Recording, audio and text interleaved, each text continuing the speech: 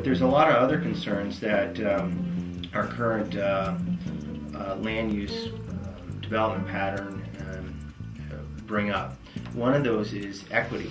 You may have a school teacher, a banker, a city planner, a retired World War II vet or Vietnam vet, and a secretary, a policeman, all living in basically the same block. The cost to commute, the fossil fuels, the car insurance, tremendous cost placed on basically our workforce if we can't absorb and provide opportunities for them to live in the community that they should be a part of. Community is the big word. You know, how do people relate to each other? In this past century after World War II, we really segmented the cities and the towns into working, living, shopping, you know, and that's been a real problem. And if you look at energy today, if you look at global warming today, that's one of the biggest things. That's one of the biggest problems.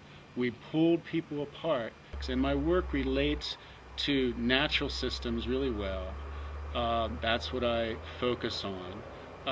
In the building itself, materials and how healthy are they, which is an aspect of green, but in energy, where are they coming from?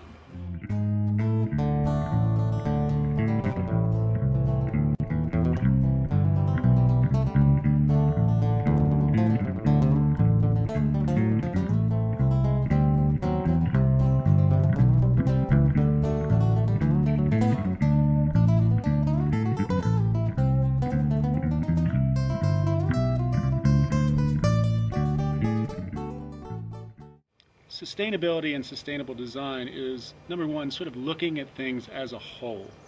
Okay, instead of segmenting things, segmenting transportation, segmenting energy, segmenting interior design, we sort of look at elements of the whole.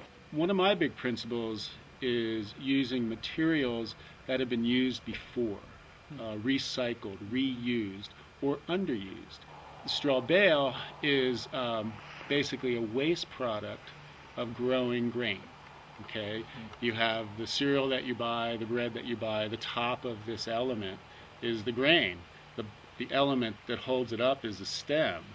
Basically the stem has no nutritional value, used as bedding, used as landscape protection. You know, it decomposes really well when left out in the elements. But when you protect it from the elements, it doesn't decompose. So I've been using over the last almost 15 years now the straw from the cereal grain, which is then baled to take it off the fields to build walls. And if you look at the building back here, this is an example of a load-bearing straw bale wall building system that is then covered with a stucco material, a plaster material, which protects it from the weather.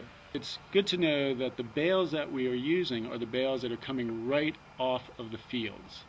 So we look at it as almost a negative embodied energy in this, because it's a waste product. Yes, it takes some transportation to get it here.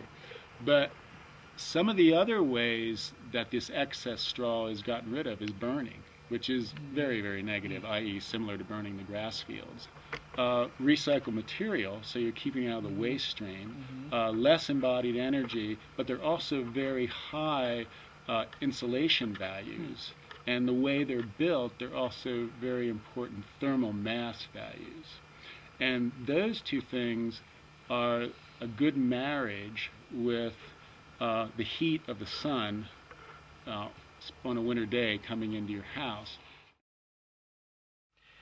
These familiar faces and voices represent a small section of the evolving mosaic of creativity and ingenuity that make up our community.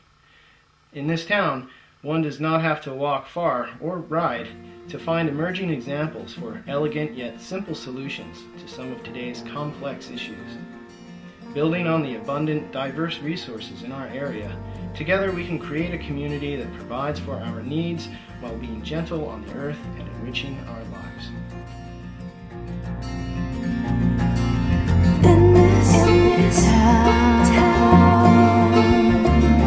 with its children grown from the ground.